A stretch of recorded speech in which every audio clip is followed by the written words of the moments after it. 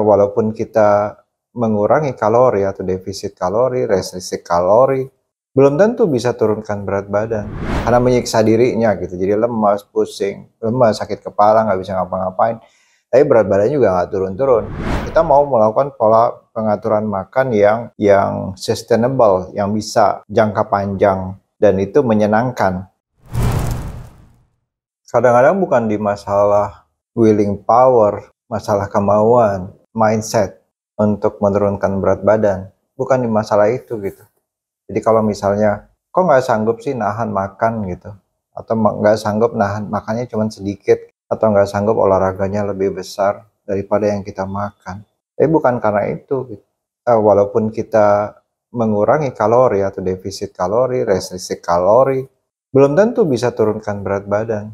Kita udah ngurangin biasanya 2.500, 2.000 kalori, kita kurangi jadi 1.500 kalori misalnya. Tapi belum tentu turun berat badan. Karena badan juga menyimpan. Dia nggak mau tiba-tiba turunkan aja gitu. Jadi makanya ada orang yang bilang, saya udah kurangi makan kok nggak turun-turun berat badannya. Sehingga dietnya atau yang dilakukan tidak akan berkepanjangan. Karena menyiksa dirinya gitu. Jadi lemas, pusing, lemas, sakit kepala, nggak bisa ngapa-ngapain. Tapi berat badannya juga nggak turun-turun. Tapi orang lain menyalahkan kalau, oh dia sih kurang, nggak semangat, mindsetnya kurang atau kurang berusaha. Padahal tidak sepenuhnya benar, karena di badan kita ada yang ngatur. Yang ngatur itu hormon.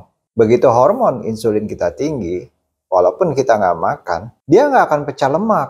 Karena begitu hormon insulin kita tinggi, di badan itu modenya mode menyimpan, bukan mode memecah. Kita harus rendahkan hormon insulin supaya kita bisa naik hormon yang lain untuk memecah. Tidak sepenuhnya salah orang yang nggak bisa menurunkan berat badan. Enggak, karena ada masalah hormon di situ dan kita harus menyelesaikannya dengan hormon juga. Dan nggak cuma masalah karbohidrat, nggak semua karbohidrat itu juga sama. Jadi kalau kita makan karbohidrat yang benar-benar sudah diolah sedemikian rupa sehingga meninggalkan serat aslinya karbohidrat. Misalnya kita makan roti sama makan kentang atau ubi, itu beda. Karena ubi sama kentang itu masih ada serat di situ. Tapi kalau roti udah beda lagi. Sudah diolah sedemikian rupa. Apalagi kalau kita suka minum gula. Gula itu kan ada fruktosanya. Fruktosa itu tidak memicu rasa kenyang di badan kita. Kalau kita minum minuman yang ada fruktosanya, itu bikin enak memang di mulut. Tapi kita harus ketemu juga sama glukosa. Ketemu sama karbohidrat glukosa yang bikin kenyang. Karena glukosa naikin insulin, memblok rasa kenyang kita. Jadi kalau kita makan nasi yang banyak, satu saat pengen makan lagi juga nggak bisa. Karena udah keblok rasa kenyangnya. Mengeluarkan hormon leptin. Dia keluar hormon leptinnya. Sehingga kita masih banyak makanan tapi kita nggak bisa makan lagi.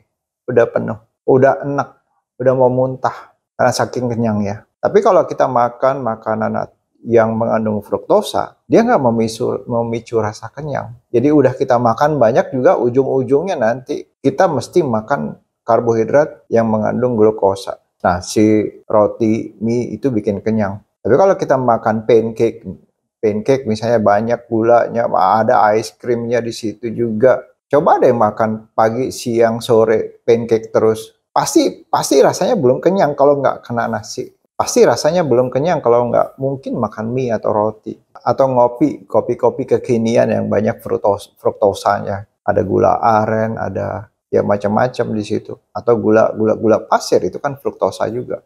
Satu harian kita minum seperti itu terus, misalnya nggak akan bisa juga bikin kenyang. Karena nggak memicu hormon leptin. Itu ada hormon di situ. Kita bisa aja kita makan karbohidrat yang masih asli, yang tidak banyak prosesnya, memicu rasa kenyang dan masih ada serat di dalam karbohidrat seperti itu. Jadi tidak semua karbohidrat itu sama. Kalau kita perpindahan dari energi otak menggunakan glukosa atau gula, kemudian kita pindah ke keton yang asal dari lemak, itu di awal memang agak susah. Karena apa? Karena produksi keton kita nggak banyak. Karena apa yang kita makan itu sebenarnya lemak rantai panjang. Nah, rantai panjang dari ikan, telur, daging, itu semua rantai panjang. Nah, jadi kita bisa pakai PCO pada saat kita melakukan intermittent fasting, atau kalau kalian senangnya ngopi pagi, kita bisa pakai MCT powder seperti ini. Isinya yaitu sama, lemak rantai pendek, tapi ini sudah ada yang seperti bubuk sehingga kita bisa campurkan di kopi atau di teh pada saat kita melakukan intermittent fasting. Jadi kita bisa dapat menikmati kopi atau teh dan kita bisa mendapatkan manfaat lemak rantai pendek, langsung bisa memberikan energi di otak. Jadi tidak semua karbohidrat itu sama, dia akan berbeda-beda. Yang terjadi di badan juga berbeda-beda. Ada yang naikin insulin, ada yang tidak naikin insulin, ada yang cepat naikin insulin, ada yang lambat naikin insulin, ada yang memicu rasa kenyang, ada leptin, ada yang nggak pernah kenyang, malah mengkonsumsi energi kita untuk memecah makanan tersebut, seperti alkohol, buah, itu malah mengkonsumsi energi. Dalam batas yang berlebih, konsumsi alkohol dan buah akan menimbulkan problem seperti trigliserid dan asam urat yang meningkat. Jadi kita mesti belajar lagi apa aja yang kita masukkan dalam tubuh kita, mana yang baik-baik, mana yang kurang baik, mana yang saya mesti batasi, supaya kita lebih mengerti badan kita, lebih mengerti proses apa yang terjadi di hormonal apa yang terjadi di badan kita.